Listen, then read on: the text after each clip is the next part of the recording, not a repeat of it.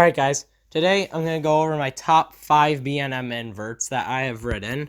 I have, currently written 5 B M inverts, so that's why I'm ranking my top 5. I know it's not much, but I know some people have like different opinions on these 5 I've been on. Not really 5 and 4, but 3, 2, and 1, so I wanted to make this video just to kind of like recap where I'm at with my invert.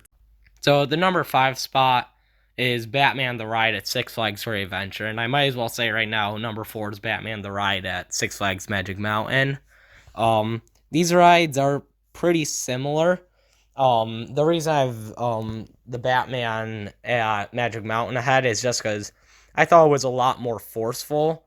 I hear I'm not the only one who thinks that. Apparently Magic Mountain and Over George's are stronger, so that's weird. Maybe it has to do with Batman's being blue. I don't know. But the Great Adventure one's really fun as well, in my top 50. But the Magic Mountain one's definitely stronger. They have some really whippy inversions. They're small. They're pretty short. They don't have really creative layouts. But what they do pack is pretty intense. So that's why they're still great rides, but at the bottom of the invert list. Now, number 3 used to be my number 1 before this year, and then dropped down a lot, is Great Bear at Hershey Park. This coaster's probably the most unique invert out of the ones I've been on. Really uses the terrain, has that weird helix, like before the start. I don't know what that's about. But yeah, it's quite a weird ride. All the inversions are really intense. It's unique. It feels whippy. All the like turns like over like the water and like by the hillside are really cool.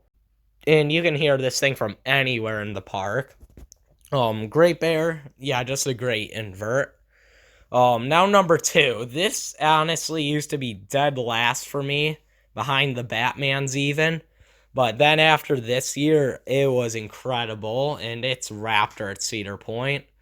Yeah, this thing's easily the whippiest invert I've been on. It's crazy how fast you just whip through all the elements on this thing. And I remember, like, when I went down the first drop, I'm like, oh, this is gonna be fun. And then I just got some, like, actual good airtime down that. And I'm like, whoa, that's insane.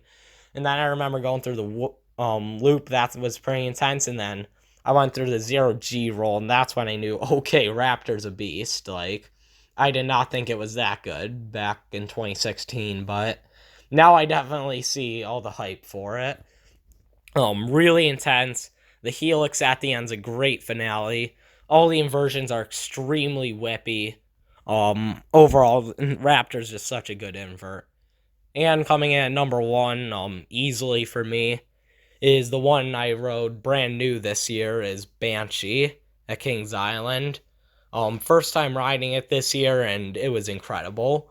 Probably the least whippy invert, but it's got some raw power. Like, every valley, like, it's just your legs go numb. Like, every inversion's really fun. I remember there's, like, a stretch from, like, the start of the vertical loop to, like, the end of the upwards helix where it's just extreme, like, positive G's. Like, your legs are numb, like, that section's crazy. And now, of course, you got the Heartline Roll finale. That's such good hang time. And the first drop, honestly, is my favorite on any invert, even with those Vesta strengths. You get some crazy whip and some okay airtime down that. Overall, just Banshee's definitely my favorite B&M invert. So, that was my top 5 B&M inverts. Kind of a shorter video. But yeah, I just wanted to do this before my next video, which is going to be big. This video was kind of just like to recap where my inverts are at, because I know I'm going to be like riding like Alpengeist and Afterburn this year and a bunch of good ones like that, so I'd like to like have this down to like see how it compares to after next year. So yeah, we'll see, but overall, make sure to leave a comment below what are your favorite inverts. Make sure to like and subscribe, and I'll see you guys next time.